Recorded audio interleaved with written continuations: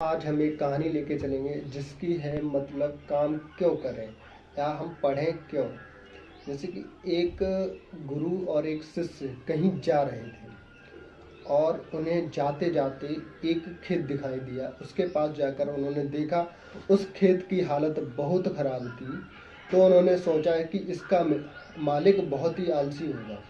तब वो खेत में आगे बढ़े तो उन्होंने देखा कि उस खेत में एक छोटा सा कमरा है और उस कमरे के पास जाकर उन्होंने दरवाज़ा खटखटाया तो उसमें से दो बच्चे, एक औरत और एक आदमी निकला के आया और उसके देखे तो उसके कपड़े भी फटे हुए थे। तो गुरुजी ने उस आदमी से कहा कि आप मुझे एक गिलास पानी पिला सकते हो, मुझे बहुत तेज प्यास लगी है।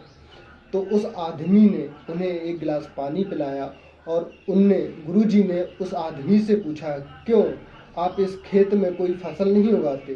तो उस आदमी ने कहा कि हमारे पास एक भैंस है जो बहुत दूध देती है और उसे बेचकर और पीकर हमारा गुजारा हो जाता है, तो हम बेकार की ये खेती क्यों करें। तो गुरुजी ने कहा कि हम एक रात इस यहाँ रुक सकते हैं या इस मकान में रुक सकते हैं। तो उस आदमी ने कहा कि आप रुक जाओ। तो गुरुजी ने कहा हम सुबह ही यहाँ से निकल जाएंगे।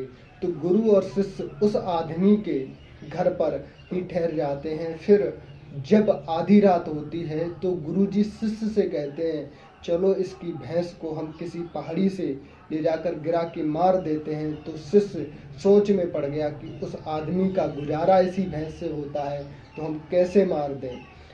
तो गुरुजी की बात वो शिष्य टाल नहीं पाता है, फिर उसे ले जाकर आधी रात पर उस भैंस को खाई में फेंक देता है। भैंस की मृत्यु हो जाती है। गुरु और शिष्य वहाँ से भाग जाते हैं। फिर कुछ समय बीतने के बाद जब 10 साल हो गए तो शिष्य की पूरी शिक्षा पूरी हुई। तो शिष्य बोला, चलो उस आदमी से अपनी गलती की माफ़ी मांगी जाए। तो वो शिष्य उस आदमी की जगह पर आता है तो वहाँ देखता है कि वहाँ फसल ही फसल है, बाग लगे हुए हैं और वहाँ एक बहुत बड़ा आलीशान मकान बना हुआ है।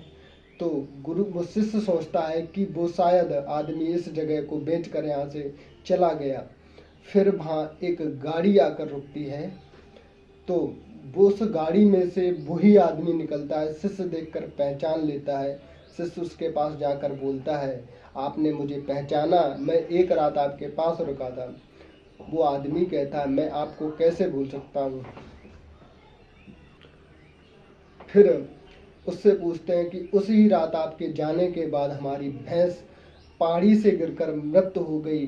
फिर हम कुछ दिन तक उदास रहे। फिर हमने लकड़ियाँ काट कर बेची तो हमारे पास कुछ पैसे आए और हम उन पैसों से हमने खेत की बुवाई की तो और पैसे आए और पैसों से हमने यहाँ के आसपास की सारी ज़मीनें खरीद ली और इसमें फलों की फसल लगाई। आज हम इस इलाके के बहुत बड़े फलों के व्यापारी हैं और उससे हमारे पास लाखों पैसे हैं।